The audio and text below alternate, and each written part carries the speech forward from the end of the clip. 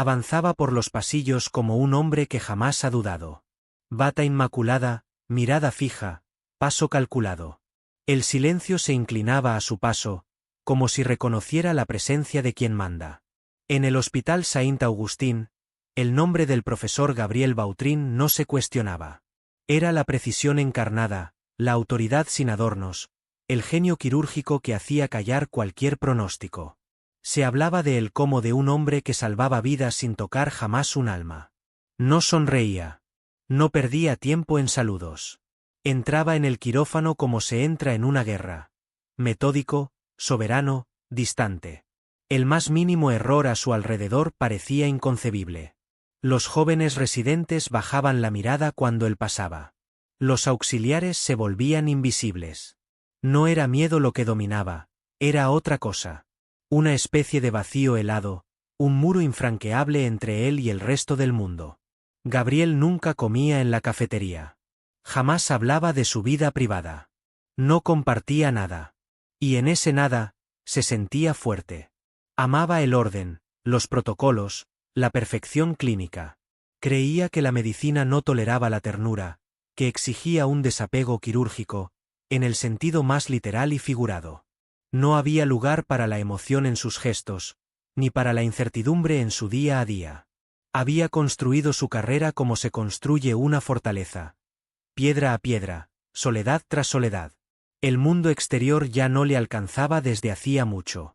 Los dramas de los pacientes, los dolores silenciosos del personal, el cansancio acumulado en los rostros que cruzaba en el ascensor. Todo eso resbalaba sobre él como el agua sobre el acero. Dormía poco, leía revistas médicas en silencio, volvía a casa a un apartamento amplio, perfectamente ordenado, tan frío como su reputación. No era cruel. Estaba en otro sitio, como si se hubiera alejado voluntariamente de todo lo que vuelve vulnerable. Y eso le iba bien. Hasta aquella noche. Fue un detalle. Casi nada. Un rincón del pasillo raramente transitado, una luz tenue, una silueta inclinada. Salía de una reunión interminable con la dirección, cansado, irritado por cifras administrativas demasiado alejadas del quirófano. Caminaba deprisa, como siempre. Pero algo lo detuvo en seco. Ella estaba allí, agachada. Una auxiliar de enfermería a la que nunca había prestado verdadera atención. Sostenía en sus manos un plato de plástico, torpemente cubierto con un paño. Frente a ella, un adolescente sentado en una silla de ruedas, la cabeza ligeramente apoyada en el hombro, los rasgos tensos pero suaves. Ella le hablaba con dulzura, casi en susurros, mientras intentaba que tragara unas cucharadas de puré templado. No era su hijo. Era un paciente. Pero en sus gestos había algo infinitamente personal, casi sagrado. Gabriel la observó, inmóvil, a distancia. No era curiosidad. Era otra cosa. Un pellizco, leve, extraño. Sintió que algo se agitaba allí donde, desde hacía mucho, todo parecía inmóvil. Ella no lo vio. O tal vez eligió no levantar la mirada. Y él se alejó, sin decir nada, pero con una imagen grabada en la memoria. Al día siguiente, se cruzó con ella en el ascensor. Podría haber desviado la mirada, como hacía siempre. Pero no. La miró fugazmente. Llevaba ojeras marcadas, una placa de identificación algo desgastada, unos zapatos muy usados. Nada extraordinario. Nada llamativo. Pero se sorprendió a sí mismo buscando su nombre. Claire. Estaba escrito en letras diminutas sobre el plástico descolorido. Claire. Y algo en él, sin saberlo aún, acababa de cambiar. En los días que siguieron, empezó a notarla. Al principio por reflejo. Luego con una atención que no lograba explicarse. Aparecía en los márgenes de su rutina. Una silueta discreta empujando carros, alisando sábanas, susurrando palabras tranquilas a un paciente agitado. No hacía ruido. Pero allí donde pasaba, el silencio cambiaba de textura. No era joven. Tampoco vieja. 37 años, quizás 40. Un rostro sin maquillaje, gestos comedidos, un cansancio noble en los hombros. En ella se intuía una paciencia tejida de dolor. Nunca se quejaba. Nunca llamaba la atención. Y quizá por eso nadie veía lo que Gabriel, ahora, empezaba a percibir. Una grieta. La vio una mañana escabullirse por la escalera de servicio. Creía estar sola. Él la siguió con la mirada, por puro automatismo. Unos minutos después, al ir a buscar un expediente olvidado en la sala de descanso, escuchó una respiración entrecortada. Tras la puerta entreabierta, Claire estaba sentada en el suelo, con la espalda contra la pared y la cabeza enterrada entre los brazos. Lloraba. Pero no era un llanto ruidoso. Era un derrumbe mudo. Un grito contenido durante demasiado tiempo. El tipo de tristeza que uno reprime para poder seguir trabajando. Para no asustar a los demás. Para no caer. Gabriel se quedó paralizado. No sabía qué hacer.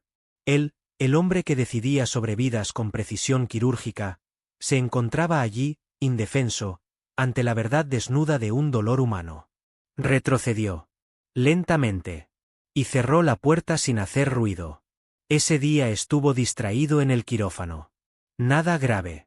Pero sus gestos, habitualmente de una exactitud militar, parecieron flotar un poco. La enfermera de quirófano lo notó. No dijo nada. Salió antes de lo habitual, sin despedirse. Esa noche, en casa, volvió a pensar en aquellas lágrimas contenidas.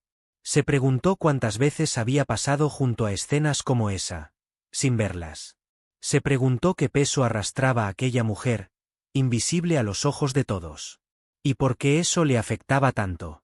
Era la primera vez en años que no conseguía desprenderse. Empezó a hacer preguntas. Subrepticiamente, casi con vergüenza. En recepción, preguntó en qué servicio trabajaba Claire. Le respondieron sin siquiera mirarlo. Geriatría, 4ª planta. No dijo nada. Simplemente asintió con la cabeza, como si la información no tuviera importancia. Pero subió. Sin una razón oficial. Fingió comprobar el estado de un paciente transferido. Observó desde lejos. Allí estaba ella, una vez más, junto a un anciano desorientado al que ayudaba a incorporarse. Un gesto lento, envolvente.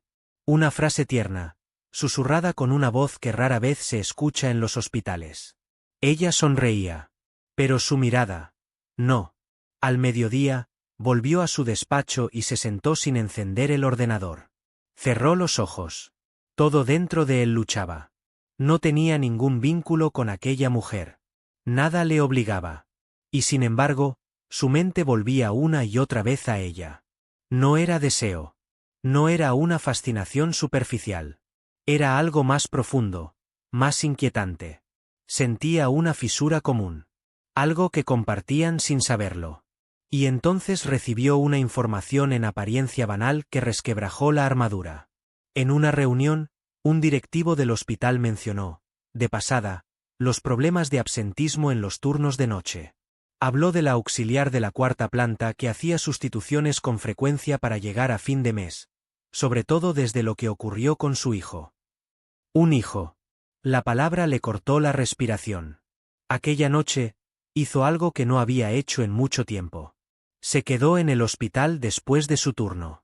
Caminó por los pasillos vacíos, pasó junto a las habitaciones silenciosas. Vio a Claire salir discretamente de la sala de descanso del personal. El abrigo mal abrochado, los ojos enrojecidos. Ella no lo vio. O tal vez sí. No redujo el paso.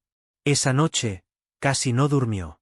Fue en un viejo expediente olvidado, al fondo del sistema interno, donde encontró respuestas. Accedió a los datos médicos del joven al que ella alimentaba la primera vez que se cruzaron en silencio. Theo, 14 años. Déficit neurológico severo.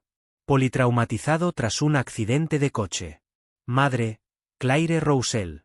El impacto fue inmediato. Aquel chico no era simplemente un paciente al que ella trataba con una dulzura especial. Era su hijo. Ese hijo del que se ocupaba en el trabajo porque, ante la falta de soluciones y de familia, había sido ingresado en el hospital en una unidad de larga estancia. Y de pronto, todo cobró sentido. Las ojeras, los silencios, las ausencias furtivas, las sonrisas tristes. Vivía en duplicado. madre y cuidadora. Día y noche. Sin quejarse jamás. Alimentaba a su propio hijo en los mismos pasillos donde consolaba a los hijos de los demás. Curaba las heridas del mundo mientras las suyas sangraban en silencio. Gabriel sintió como la vergüenza subía por dentro. Una vergüenza fría. Pensó en todas las veces que había puesto los ojos en blanco ante un expediente incompleto, en las decisiones de traslado que había firmado de forma mecánica, en las ocasiones en que había reprendido con dureza a un auxiliar por falta de profesionalismo. Ahora comprendía. No, ahora lo sentía. Una presión lenta en el pecho. Caminó hasta el despacho del jefe del servicio de geriatría, pidió hablar del caso de Teo. Lo miraron con sorpresa, pero le dieron la información. Desde hacía varios meses, el hospital se negaba a transferir al chico a un centro especializado, por falta de plazas. Claire se había resignado. Ya no pedía nada. Aquella noche, se detuvo frente a la habitación 412. Teo dormía, conectado a sus máquinas. Claire estaba sentada al lado, la cabeza inclinada, las manos entrelazadas sobre las rodillas. No levantó la vista cuando él entró. Él no dijo nada. Simplemente se sentó en el sillón vacío, junto a ella. No había nada que decir. El silencio hizo el resto. Empezó a cambiar. No de forma brusca. No como en esas historias donde un hombre se despierta una mañana y es otro. No. En él fue algo más subterráneo. Más orgánico. Primero, en su manera de caminar por los pasillos. Empezó a ir más despacio. A escuchar más. Un saludo por aquí, una mirada sostenida por allá. Gestos casi invisibles para los demás, pero que para él resonaban como terremotos interiores. Nunca hablaba de Claire. Ni con sus colegas, ni con los directivos, ni siquiera consigo mismo.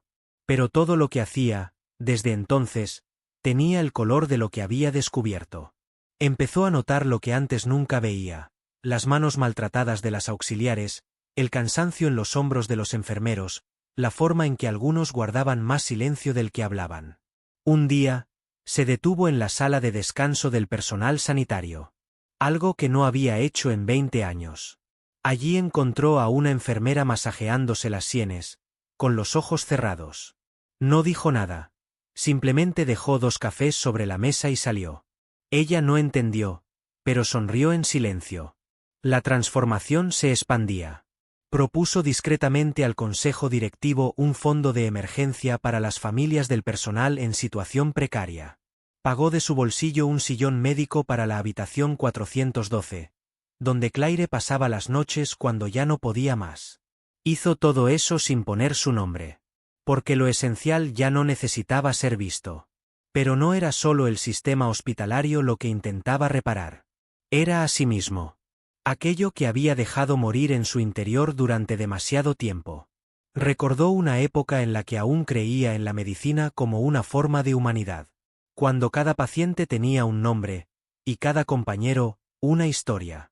Y se dio cuenta de que había sido ella, Claire, quien le devolvió todo eso. Sin discursos. Sin intención. Solo con la presencia cruda de su dolor. Una noche, volvió a la habitación 412. Teo dormía. Claire leía una vieja novela desgastada. Se sentó como la primera vez, a su lado, sin decir nada. Y en ese silencio frágil, encontró lo que ninguna sala de operaciones le había dado jamás, la sensación de ser humano de nuevo. No hubo una gran revelación. Ni aplausos. Ni titulares en los periódicos. Ese tipo de transformación no hace ruido. Crece en los intersticios, en los márgenes del día a día, donde nadie mira. La primavera se instalaba lentamente en París. Los árboles alrededor del hospital empezaban a brotar. Las ventanas dejaban entrar un aire más ligero, casi imperceptible.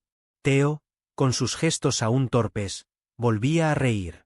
Una risa frágil, pero completa. Claire había retomado sus turnos. Más silenciosa que antes, pero curiosamente más presente. Seguía sin hablar de lo ocurrido. Pero vivía de otra manera. Cada paciente, cada higiene, cada gesto de cuidado era ahora una oración simple y muda. Ya no esperaba ser vista. Había hecho las paces con la invisibilidad, porque sabía que había tocado un corazón que ninguna recompensa oficial habría podido alcanzar. Y él, el profesor Vaillant, antiguamente tan duro, tan frío, tan cerrado, había cambiado de ritmo. Seguía operando con la misma rigurosidad, la misma precisión, pero algo en su mirada había cedido. Una fisura. Un espacio. Había comprendido que curar no es solo reparar tejidos, cerrar heridas, controlar cifras. A veces, es simplemente estar ahí. Escuchar. Ofrecer silencio sin querer llenarlo. A veces se cruzaban en los pasillos. No se detenían. Ni siquiera siempre se saludaban. Pero sus miradas, sí, lo decían todo. Un reconocimiento mudo. Un hilo tejido entre dos mundos que nunca deberían haberse cruzado. Y, sin embargo, entre ellos existía un entendimiento que nada podía borrar. Ni el protocolo. Ni la jerarquía. Ni el peso de los roles. Un día, pasó frente a la habitación 412, ahora vacía. Otra familia vivía allí. Otra historia se escribía entre esas paredes. Se detuvo un instante. Escuchó. Respiró. Luego siguió caminando. Ya no necesitaba entenderlo todo. Había aprendido a dejar que los misterios existieran. Porque, en el fondo, lo que pasó entre ellos no tenía nombre. No era amistad. No era caridad. No fue un milagro. Fue un movimiento humano. Simple. Radical. Y en un mundo que olvida demasiado rápido a quienes sostienen a los demás, quizá fue lo más valioso que puede existir.